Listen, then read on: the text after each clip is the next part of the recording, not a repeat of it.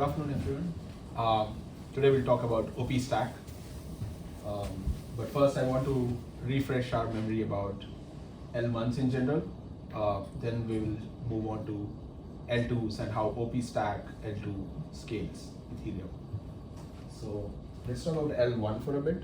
So as we all know, like in a general L1 Ethereum, the user, let's assume it is Alice. Alice has like 100 coins in her wallet.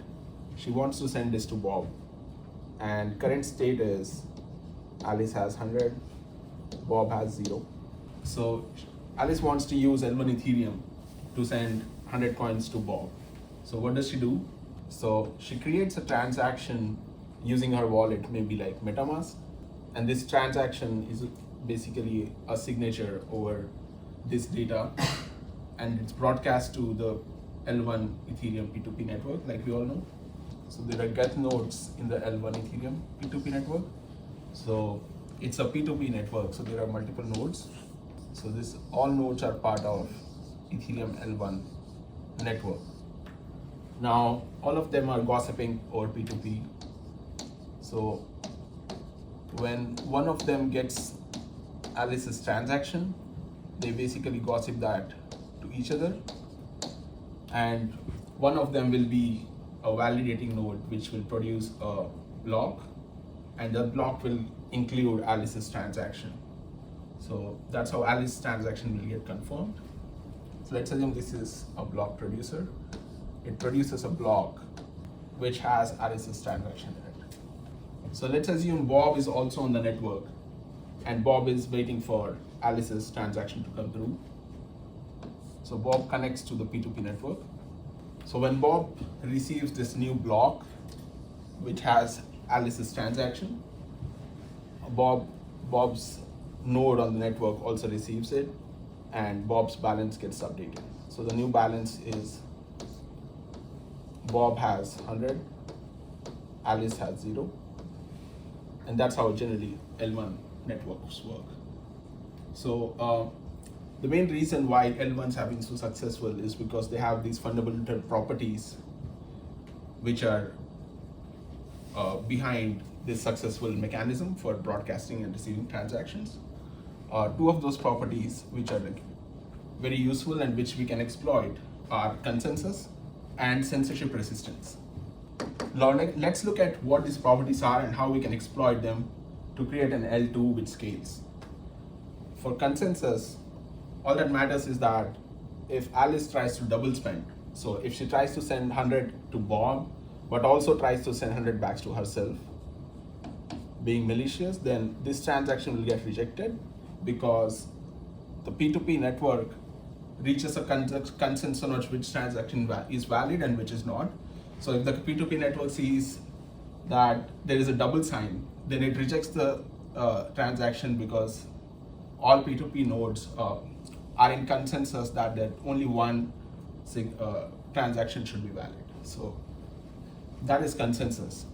What is censorship resistance? So whenever Alice wants to send a transaction, there is some node on the network that is willing to receive the transaction and accept the transaction into a block.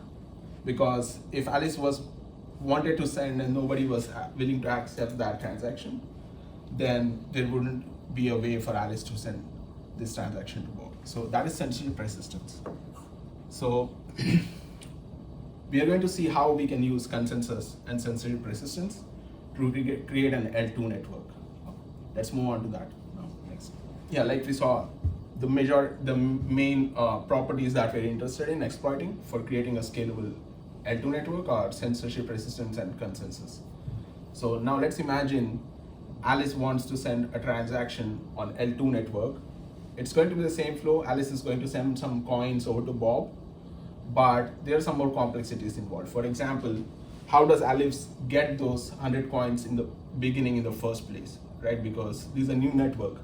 She had some coins on L1, but how did she get those on L2? And then also, if Bob received those coins and Bob wants to transfer those coins back to L1, then Bob has to do a different transaction. So there are three different types of L2 transactions. So there are deposits, there are usual L2 transactions, and then there are withdrawals. So we are going to see all of these, but we are going to focus on L2 transactions because majority of the transactions that are happening on an L2 network are L2 transactions. So once user deposits, they do some L2 transaction and then withdraws. Most of the majority of the network transactions are going to be L2 transactions. So let's assume for a second that deposits and withdrawals are handled, and let's go through the L2 transaction, then we'll come back to deposits and withdrawals. So we have Alice again here. I'm going to erase this and come back to this. Let's assume Alice already has some coins on L2. So Alice balance is 100, Bob's is 0. So Alice sends a transaction. Now this is an L2 transaction. It is very similar to an L1 transaction, except that it's on a new chain ID and it's spending from Alice's L2 wallet. So Alice goes to MetaMask as usual, but she's on L2 network. She creates a transaction, and now this transaction goes to the execution environment. So the execution environment in this case for OP-Stack is L2 get, which is a fork of get with exactly all the features that are already in L1, but special handling for deposits and withdrawals. We'll see those later. For now, it's safe to assume that this is basically same as the L2 get is basically same as the get execution and nodes that were here, except for some minor changes. So in this case, L2 get serves only as the execution environment. There is no P2P network on consensus on this, but it simply executes a transaction, forwards it to something called L2 node. So Alice sends a transaction to L2 get, which forwards a transaction to an L2 node. Now L2 nodes are again in a P2P network, so they have the same P2P network and gossiping between them. So whenever any single node receives Alice's L2 transaction, it gets gossiped all over the network, and one of them is going to be the block producer. So it includes Alice's transaction into an L2 block. So now this transaction is part of the L2 block that are being gossiped among L2 nodes. So the important property from last time, which is consensus and sensitive persistence. So we are going to use that to manage this transaction. So generally, like in any blockchain, there is like the data that is involved and the flow that happens is that there is some input. So there is like a previous block that has some state. Let's assume that state is input.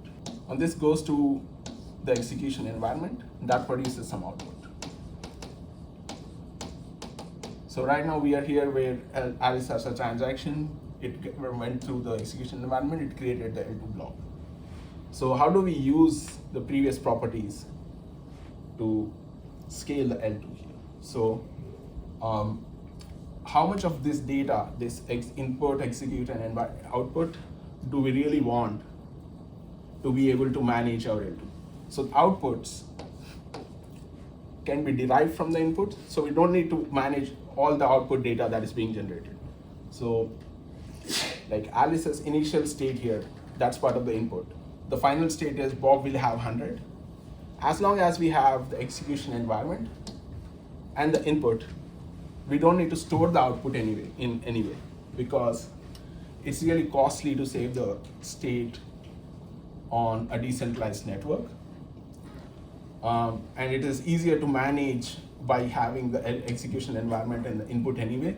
So this is kind of a derived data. We don't really need this, but we still need some commitment to it, which makes it easier for withdrawals. So the output states that are being generated on the L2 network, we will just use their state roots.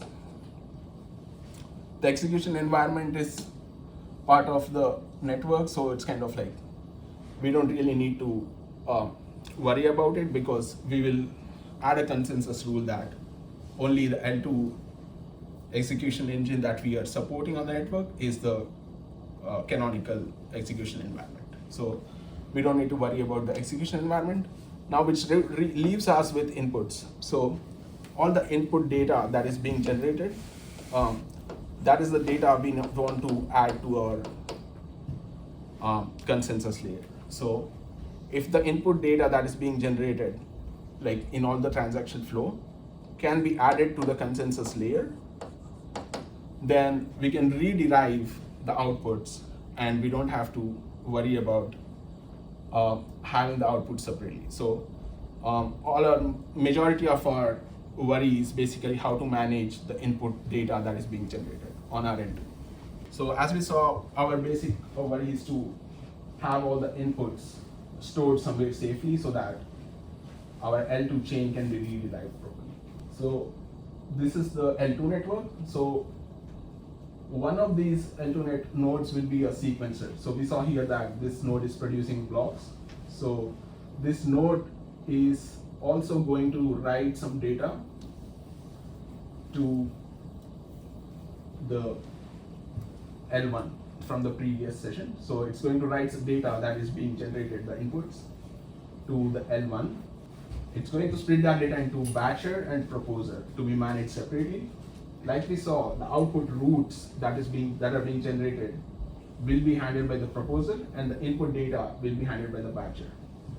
Now, batcher is going to compress this input data, like it's going to use compression to lower its cost of writing that data to L1. Proposer is only writing state routes, which are 32 bytes. So that's kind of simple.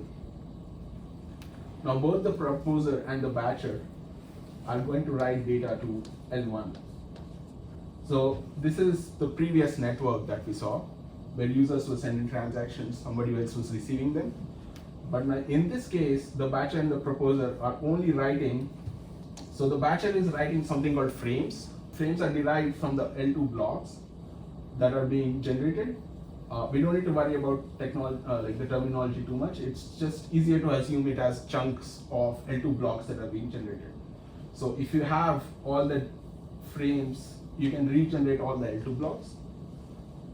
And the proposer is writing state routes that were being generated previously. So all this is being written to L1. The L1 is kind of like, it's the consensus layer for this data. So previously, we saw that Alice sent a transaction to Bob directly. Now she's sending it through this L2 stack.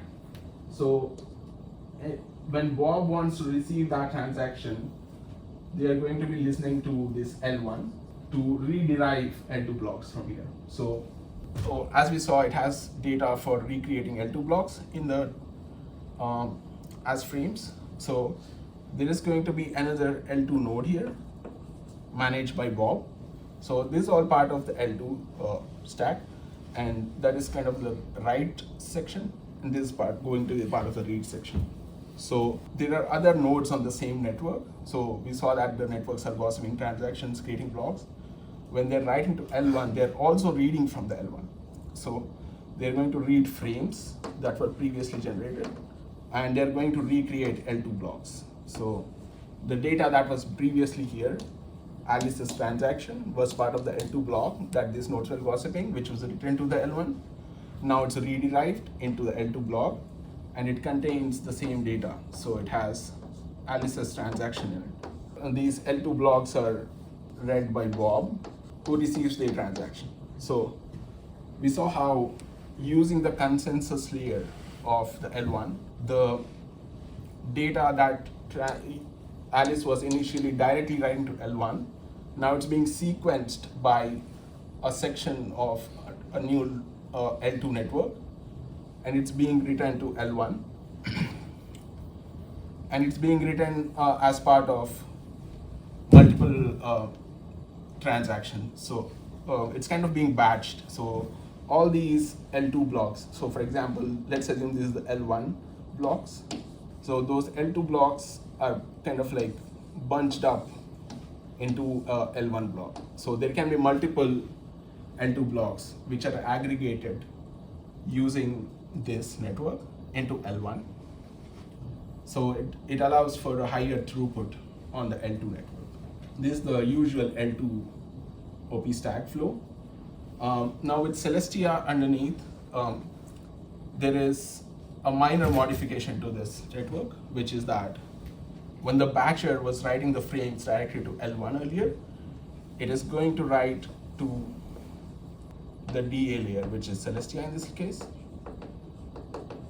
And to the L1, it's going to write only frame pointers. So the height at which the data was included in Celestia and the commitment to that data. So only that data is written to L1. And whenever the roll-up nodes, other nodes, want to recreate blocks, they are going to read the pointers from L1, but they're going to fetch the data from the DA layer, Celestia. That's just a minor modification which makes this OP stack less Celestia, which is that the batcher, instead of writing the whole frames to L1, it only writes a frame pointer, and then it writes the actual frame data to DA layer. And then the same frame data is downloaded from Celestia on a different L2 node. So this is the transaction flow for usual L2 transactions. Let's talk about the deposits and withdrawals so that we close the loop of here. So when Alice wants to deposit some transaction from L1, she can either create, she can either send a deposit to a special L1 contract, smart contract, which is being listened to by the network. So whenever there is a special event emitted on this smart contract, the L2 nodes know that some new deposits have arrived and they need to be included in the blocks. And the consensus of all those L2 nodes is that whenever there is a new epoch on the L2 network, an epoch is just a fancy way to say start of a block on the L2 network. So whenever there is a new deposit on the L2 network, the first block should include transactions which are deposits. So if transactions which are deposits are not included in the first block, the consensus rejects that blocks. So this is a way to force inclusion of transactions from L1 to L2. And then when withdrawals, so when Bob has got their updated balance, so now Alice has 0 and Bob has 100, and they want to, now this is still on L2, right? So they want to withdraw to L1. So they go to a smart contract on L1 and they add their withdrawal details. So they first create a withdrawal transaction on the L2 network, and the L2 network, as we saw here, the L2 network, whenever it has a new state root, it pushes that state root to L1. So the L1 knows the status of pending withdrawals. And when Bob creates this transaction, and they can go to a smart contract for withdrawals on L1, and they can prove that they have a pending withdrawal by proving that they have a commitment to this proposer submitted state roots on L1. And now the smart contract can say, okay, you have a pending withdrawal, so you're good to go ahead. So this is how withdrawals work. So now Bob has a balance on L1 because of the withdrawal. So yeah, that is how the transaction flow works. Yeah. Any questions? That's it.